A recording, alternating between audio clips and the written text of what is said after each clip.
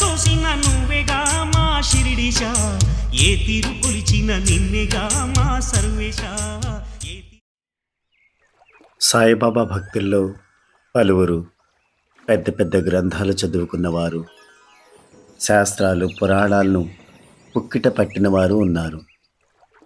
అయితే బాబా ఎదుట వీరు ఎప్పుడూ నోరు విప్పి తమ పాండిత్యాన్ని ప్రదర్శించేవారు కాదు. బాబా యొక్క నిజమైన ఆత్మజ్ఞానం ముందు అవన్నీ వెలవెలబోతూ ఉండేవి. ఎందుకంటే బాబా నేర్చుకున్న దానిని, తెలుసుకున్న దానిని స్వయంగా ఆచరించి చూపారు కాబట్టి.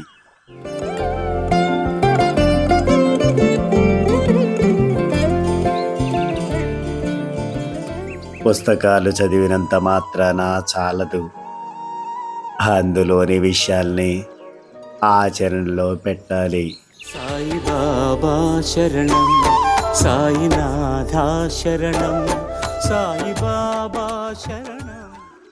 తన భక్తుల చేత బాబా జ్ఞానేశ్వరి, శ్రీరామ విజయం, ఏకనాథ భాగవతం ఇలా ఎన్నో మహాగ్రంథాన్ని చదివిస్తూ ఉండేవారు.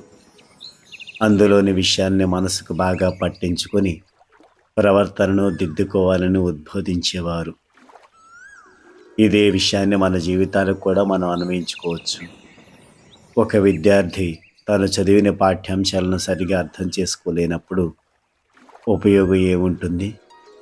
ఆధ్యాత్మిక గ్రంథాల విషయము అంతే. దేవుని ఎదుట 2-3 శ్లోకాలు చదివి నమస్కారం పెట్టి అయిందనిపిస్తే లాభం లేదు.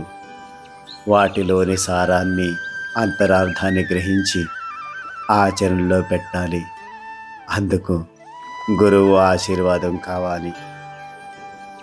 మనకు శ్రీ సాయి కంటే సమర్థ సద్గురువు ఎవరు మరి? సాయి బాబా, బాబా షిరిడి సాయి బాబా. ఈరోజు సంఘటన బట్టి, బాబా చెప్పిన వాక్యాలను బట్టి మనం కూడా ఏదైనా గ్రంథం చదివినప్పుడు, అది సాయి సచరిత్ర కానీ మరి ఏదైనా గ్రంథమైనా, అది మన జీవితానికి అన్వయించుకొని అందులోని విషయాన్ని ఆచరణగా మనం పాటించగలిగినప్పుడే ఆ గ్రంథానికి సార్థకత మనం చేకూర్చినట్లు అవుతుంది. జై సాయిరామ్. नमः श्री कुलदेवताय नमः श्री सीतारामचंद्राभ्यां नमः श्री सद्गुरु साईनाथाय नमः. जन्मदाते मायतात यांची या उपकारा नाही अंत, मानवदेह दिधला मजप्रत उपजलो न जंत त्या पोटी. झालो न सळ मातेच्या उदरा, अंध पंगू काणा तोतरा उपजलो न मुका